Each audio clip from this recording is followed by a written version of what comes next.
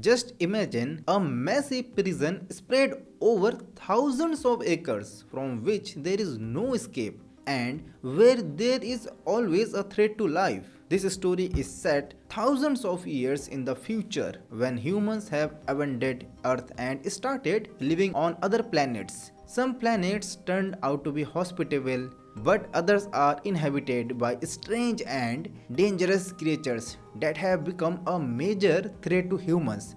At the time, a single government rules the entire universe. Now we turn to a planet called Titanium, as always, where humans have established their own city. In this city, there is a system that monitors the actions of every individual on this planet. A girl named Christy is imprisoned. Later in this story, we meet 10 prisoners who have been sentenced to exile from the city. There is no death penalty here. Instead, people are expelled from the city because there are dangerous creatures outside that kill humans on sight. Prisoners can't escape, and thus the entire planet functions as an open prison. Now, these 10 prisoners are given the task of crossing a dangerous swamp and reaching Paradise Island. But the truth is that no one has ever been able to reach Paradise Island. The captain brings the prisoners to the outskirts of the city, where an invisible security barrier protects the city. He deactivates the barrier and reveals the face of a prisoner named Irwin. Then he orders an iron box to be brought, which contains all the necessary supplies for their journey. The prisoners are given only 1 hour to leave, or the guards will shoot them. Upon hearing this, a terrified woman starts running around in fear. But Christie calms her down. A prisoner named Wolf declares that he wants to know about everyone because he sees himself as the leader, having been through these swamps before. Suddenly, a dangerous insect called a pagan bursts out of the ground and drags its prey back underground. Christie expresses her desire to team up with Irwin instead of Wolf. Irwin suggests opening the box, dividing the contents equally, and then going their separate ways. However, as soon as the box is opened, everyone lunges for the supplies. Irwin manages to grab only a knife. He insists that everyone should receive an equal share, but Wolf's partner tries to attack Christie. Irwin quickly grabs him by the neck and warns that attacking one another will not end well. Eventually, Wolf agrees to distribute the supplies fairly. Afterward, Irwin trades some food for now for the empty iron box, and Wolf agrees to the deal without hesitation. Suddenly, an order comes from above that the prisoners must leave immediately. Wolf orders his team to move forward, while Irwin and Christie go their separate way, with the heavy box strapped to their waist. Then, out of nowhere, the guards attack them from behind, forcing everyone to hide behind rocks. Irwin realizes that the attack is specifically meant to kill him. He instructs Christie to crawl forward with him, and they eventually find a safe spot. Meanwhile, Wolf's team continues to pursue them. Christie asks Irwin if Paradise Island really exists. Irwin responds, "If it didn't exist, why would the government be so desperate to stop us?" The guards are determined that Irwin will not survive the journey. Still, Irwin admits this is his first time taking this route, but he is confident of success. A few years ago, Irwin was an advisor to the president of the government. Meanwhile, we see the new president summoning the captain and asking how this advisor is still alive. The captain assures him that no one has ever crossed these swamps. Christie and Irwin come across a clean water source. Christie washes her face and starts thinking about the future when Irwin suddenly halts and refuses to move. Christie suspects that Irwin might try to take advantage of her, But then she sees that he has spotted a pagan insect emerging from the ground. Irwin confronts the bug and Christie gathers her courage to kill it with a knife. Later, as she tends to Irwin's wounds, she reveals that an inspector once tried to force himself on her.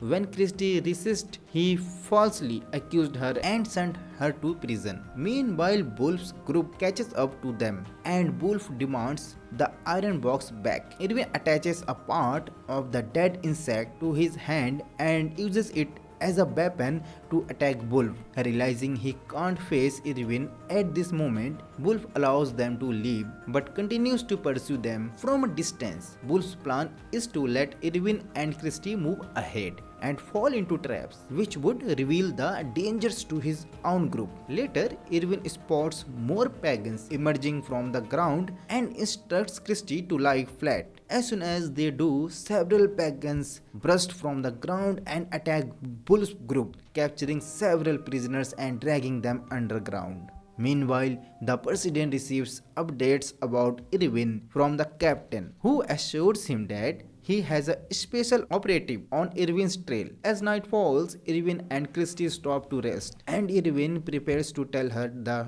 whole truth. But before he can say anything, Christie becomes exhausted and falls asleep. Later, when they open their eyes, they hear strange noises and see thousands of insects coming toward them. Christie starts running in fear, but Irwin catches her, puts her into the iron box, climbs in himself, and shuts the lid. This way, they survive the insect attack, but the lid of their box is severely damaged. In fact, Irwin had asked for this box to prepare for such dangers. Once everything calms down, they come out of the box, abandon it, and move on. After walking for some time, they reach the edge of the swamp. Meanwhile, Wolf's entire group is chasing them. A girl named Lila believes Irwin and Christie are too far ahead, so she tries to catch up with them. Wolf rushes to stop her but ends up trapped in a swamp.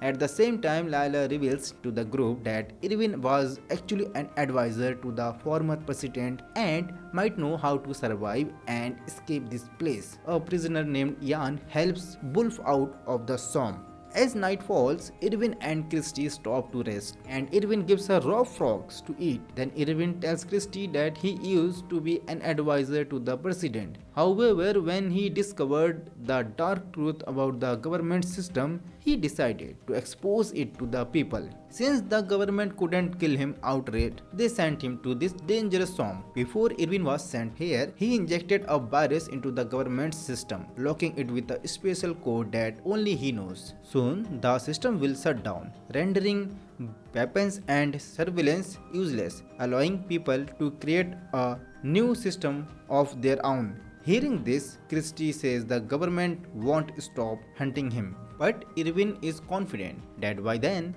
he will have escaped. Meanwhile, the government system begins breaking down in the city. The first sign is that communication satellites stop working. The next morning, Lila and some prisoners who left Wolf's group encounter savages.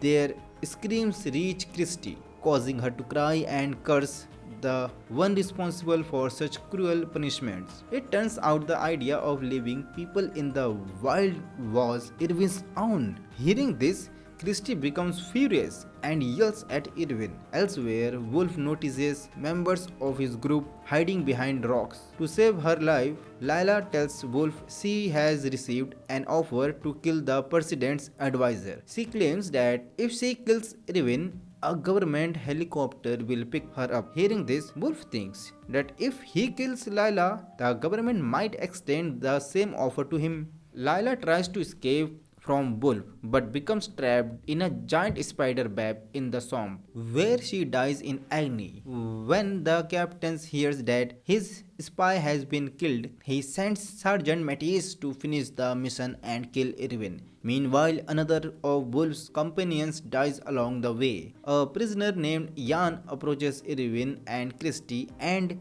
distracts them, causing Irwin to fall into Wolf's trap. Wolf captures Irwin and ties him up, hoping the government will rescue him in exchange. Irwin tells Christie to run away, but Christie suddenly kisses him. Wolf orders Irwin to stand, but Irwin refuses, forcing Wolf to carry him on his back. Meanwhile, Sergeant Matthias and his team reach the ruins of an old prison inhabited by dangerous criminals. Wolf arrives there with Irwin and Christie, attempting to make a deal with Matthias. During their negotiation, Irwin escapes. A panicked Wolf promises to recapture him, but Matthias shoots Wolf in anger. Matthias then finds Christie and Ian. He kills Ian and takes Christie with him. Irwin reappears and offers to surrender himself in if Matthias lets Christie go. Matthias agrees but injects Christie with a tranquilizer from behind. Suddenly, Wolf, badly injured, attacks and kills Matthias. Despite his condition,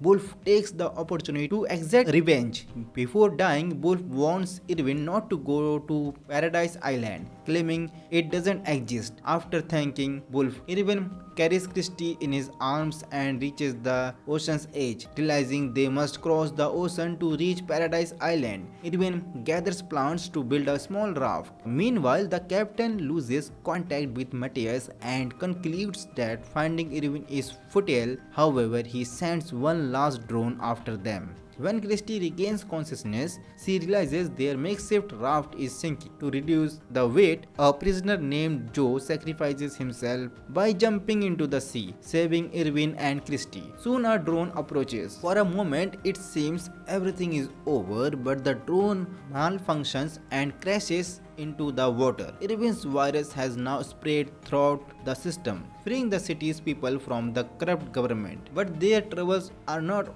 over yet. They are heading towards a massive waterfall. Tying themselves securely to the raft, they miraculously survive the fall. Eventually, they reach the shore where they find a secret bunker built for the president. Irwin recognizes the bunker's design, it's his own work, but only the president knows the access code. If the wrong code is entered twice, the bunker will lock permanently. Using his knowledge of the president's psychology, Irwin successfully guesses the code and the door opens. Inside, they find a spaceship, but it has only one seat. Irwin insists Christie used it to escape, but Christie refuses, confessing her love for him. Together, they squeeze into the spaceship and leave the planet, eventually reaching Earth. Once back on Earth, Irwin exposes the government's corruption, hoping that life on their planet will improve for everyone. And here the movie ends. So friends, how did you like this movie? Do tell us in the comments box, and for such movie recap, please do subscribe the channel. See you in the next movie. Till then, bye bye, take care.